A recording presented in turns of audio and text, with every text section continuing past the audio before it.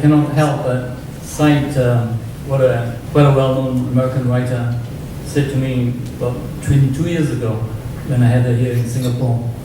Joan Didion, some of you may recognize the name. And Joan said to me, she said, one day America is going to get a crop of writers that are going to deal with things that are going to happen, but not yet. So it was quite, I was reminded, I was sitting there listening to you. All right. Some of your writing, if I may say so, has got wonderful imagination for me at least, for the Common Book of Prayer from Joan Didion. Our next reader is Shawn Wong, who in his other line is a little bit like some of us who have to earn our salaries by working hard in English departments. It's a long time ago when I first met Shawn in Seattle at UW. And at that time we were talking with Charles Johnson, right? The Middle Passage guy. And so it was wonderful to have Shawn here a long time ago when Home Base came out. And now, also coincidentally, when his new book, American Needs, is sort of just out. And tomorrow evening, by the way, he's going to have a wonderful screening and very privileged to be able to see the American Needs, the film. But he might tell you more about this, but let's welcome Shawn Wong. Thank you, Kirpal. And thank you for inviting me to Singapore and Singapore Management University, which at first I thought was, well, can I teach the business school? As it turns out, the piece that I'm going to read today is from a novel that I'm working on. It involves a professor, Chinese-American professor, who has spent his whole life as a classics professor, a specialist in extinct and ancient languages. And he's led a somewhat anonymous academic life. And in the novel, the novel's title is The Ancient and Occupied Heart of Greg Lee. And in the novel, his wife passes away, and he inherits her women's clothing store. And he takes a leave from his job as an expert in dead languages, and the novel is about him learning a new language, which is the language of commerce. And he realizes that he has traded one anonymity for another anonymity, which is the ubiquitous Asian businessman that you see in every international airport around the world. But for him, the language of women's fashion is a new language. And this particular excerpt that I'm going to read is a scene where he sells his first dress, and he moves. He takes a leave from his job in academia, and ends up working in the store and trying to acquire this new language. And obviously, he's an expert at acquiring language. One of the things that I tried to do with this novel is that I wanted to explore. My novels tend to, because I've studied and tried to spend half of my academic careers doing work in rediscovering Asian American literature. One of the things that informs all the writing that I do is I try to write to an area that Asian American writing doesn't cover. And so one of the things that I wanted to do with my new novel is explore a character who doesn't live in America and explores more of the diaspora of this Asian American man who lives abroad for the most part, and in this case in Rome, he's a specialist in Roman history. So this is Greg Lee. The inadvertent lie. You say something in a language you haven't quite mastered, and it's something not true about yourself. I am 6 feet tall, because it's easier than saying 5 feet 11. From there, you can say you're traveling on a ship instead of a plane. Say, yes, you've been to Budapest or Oslo, and you haven't, but it's too late to change your answer. You misstate your desire for something, or you say it doesn't matter, no problema, when it does matter. Or someone whispers something in your ear and you don't know what she's saying, but it's a whisper, and you guess. Her hand touches your forearm for emphasis. She orders something you've never tasted. She books travel on a train for the next day, She feeds you and takes your picture while you're eating the pastry she brought on board. You teach her a word in Italian, then correct her by putting your thumb and forefinger between her lips to open her mouth while she speaks. You need to speak with your lips, you tell her. She tells a woman in a cafe sitting next to her that her dress is pretty in Italian. A simple phrase you taught her from the phrase book you're making for her. You subvert and deny your own vocabulary. Sometimes you repeat a sentence twice, as if she's a child or she's learning the language from a recording, or you make her repeat it back to you while you watch her mouth. Il vestito è bella.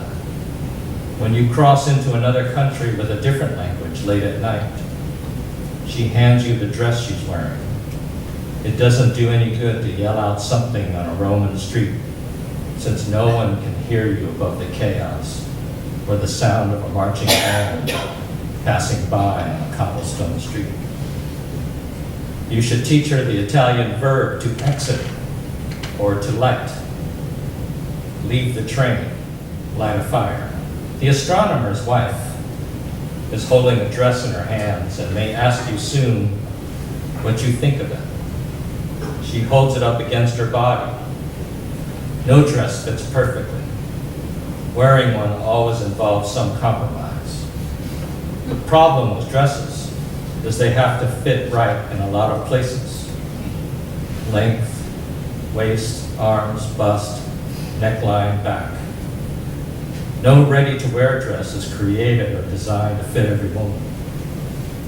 It's a risk trying one on. On the hanger, there's hope, a story, even empathy for the way it will disappoint her. A sheath dress can be slipped on like an extra long t-shirt. It's loose and comforting because it forgives. A sheath dress is summer, informal and casual. This dress, the one she holds in her hand, is similar to dresses she already has. She knows it works. It doesn't need a lot of care. It has some lycra in the fabric, so it's forgiving where it has to be. It won't wrinkle easily. She can hand wash it in a hotel sink and hang dry it. He knows it's a good place to start and takes the dress from her and hangs it in a dressing room. He has to work around not expressing his opinion unless she asks him for his opinion. She follows and closes the door to the dressing room. I need a travel dress, she says from the other side of the door. Where are you going? Rome. Have you been there? Many times. With Anne? With and without her. She opens the door slightly while holding the dress against her body. I'm sorry. I didn't mean... No, it's fine. We lived in Rome for a year. Good memories. She leaves the door ajar, slips the dress over her t-shirt and jeans and steps out. It's my first trip to Rome, to Italy, she says while looking at herself in the full-length mirror. He stands behind her, but she doesn't look at him in the mirror, only at herself, passing judgment. When was the last time? Last summer. In Anne's absence, women find and occupy brief moments with him. They stand like this in front of you, facing away toward the mirror. And what do you think? He knows her husband, the astronomer, because they work at the same university. She says that she's 20 years younger than her husband. The dress can't look too young, she says. A conference in Rome, a celebration of Galileo. Her husband has been there several times. She says her husband recommends museums during the day while he's at the conference. You'll be alone during the day? She nods and looks at him in the mirror. You don't need a travel dress. You need a dress to wear that will cause women in Rome to ask you where you got it. You're sitting in a little vineria by yourself. You tell them, Siapa. They'll shake their head and say it looks Italian. You want to look like you live there. Okay, let's try the dress you're thinking of. He pulls a dress off the rack. This color doesn't really work in Seattle, but it'll work in Rome in the summer. He holds the dress by the hanger. She takes it from him and holds it up against herself and appraises herself in the mirror. I like this dress, she says. Do you think it's too full in the skirt? Too much drama, too vintage? Where else would I wear it? I'm not sure I can do sleeveless. This dress is different. It's not a travel dress. It can start a conversation between strangers. This dress is for some event, a place, a destination, a foreign city where no one knows her, or because he wants you to wear one. It's feminine, a compromise that makes space for talk about alterations, belts, dress clips, and deciding what to reveal and what to hide. Who does she want to be that day or that evening? Is she hiding pain or triumph? Is it the right silhouette? Putting on a dress is always rehearsal for the right moment, or the decisive moment, or protection against the wrong moment. Can you try it on for me? She slips the dress on for him because she thinks he's thinking of Anne. She's willing to be her for the moment. He's not sure if the dress is life as theater, a game, a story in progress, or an invitation. Before that moment, he asks questions. She holds the dress in her hands and appraises it, then takes it into the dressing room. Before she can express doubt, he asks what book she's reading. She talks about it while she's in the dressing room, speaking to him from the other side of the door, while he stands facing away from her and looking at himself in the full-length mirror. Between descriptions of the book that start slow, but later becomes engaging, he can hear her kick off her shoes, pull her t-shirt over her head, and slip out of her jeans. He tells her that she could go to 2 museums a day while in Rome, or she could take day trips to the hill town of Orvieto, or wander around the ancient ruins of Ostia Antica, or jog the Via Appia, the Via Appia, the Appian Way. The whole city is a museum. Or she could see Rome by employing themes. Fountains one day, cloisters the next day, Rome underground the next. He describes parts of Rome while she changes. An orange grove with a panoramic view of Rome, and just down the road a keyhole view of St. Peter's Basilica in the distance. Who would even think of looking through a keyhole in an anonymous gate? Across the way stands the Embassy of Malta. He can give her a list of restaurants. She steps out of the dressing room in the dress and walks to the mirror. She looks at him for approval instead of looking at herself in the mirror. Then she looks at herself. I like this dress, she says. She puts her hand behind her and holds the dress together where the zipper is and looks at the shape of the neckline as it should be. It's expensive. It's Rome. He steps toward her and brushes her hair aside and pulls the zipper up. She adjusts the dress, straightens it at her waist, raises up on the balls of her bare feet as if she's wearing heels. He looks at her in the mirror. She looks at the neckline in the mirror, holds one hand against her bust. The neckline droops a little. Here, she says, and looks at you in the mirror. He pinches a little fabric at the top of her shoulder straps and holds it there. We can make these a little shorter. It'll pull the dress up slightly, and the neckline will be here. Now you're looking at the reflection of both of you together. I can get some pins and pin it so you can see. He didn't know how he knew to pinch the strap. He pins it, then pins the dress in 2 other places under her arms. Take the pins out, she says. It's perfect the way it is. Do you want it shorter? She pulls it up at the waist so that the hem is at her knee, then drops it. No, it's perfect. Part of her life is defined by the astronomer. by her young son who knows the names of several dinosaurs, by the novel she's currently reading, by a man who believed that the sun was the center of the universe and not the earth. Travel. Later in Rome, the astronomers are invited to a reception at a home near the Maltese embassy on the Piazza Cavalieri di Monte.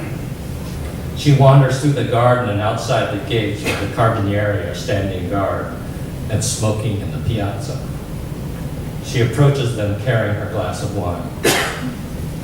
They offer her a cigarette, and she accepts even though she doesn't smoke. One guard leans his rifle against the wall while he lights her cigarette.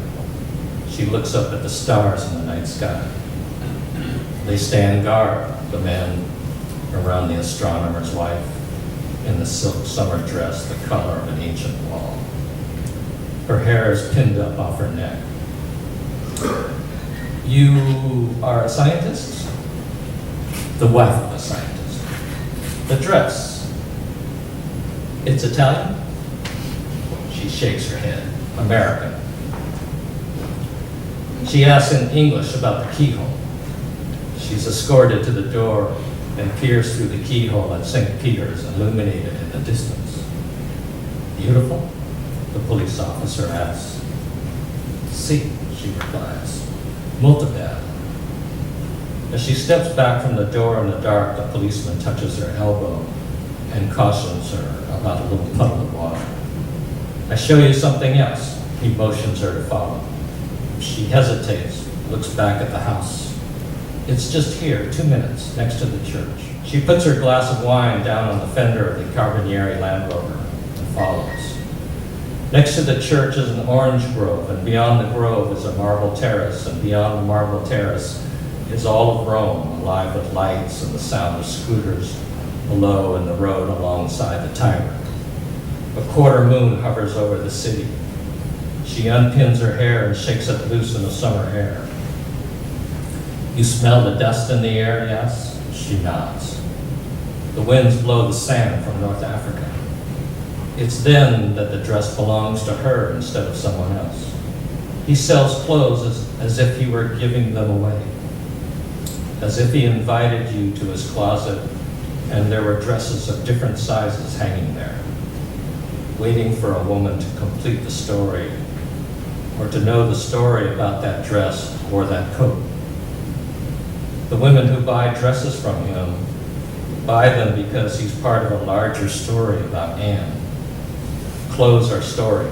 Away from the store, he can't help but believe that the best part of him was the part that was married to Anne, that his half of their life together was a myth. Thank you.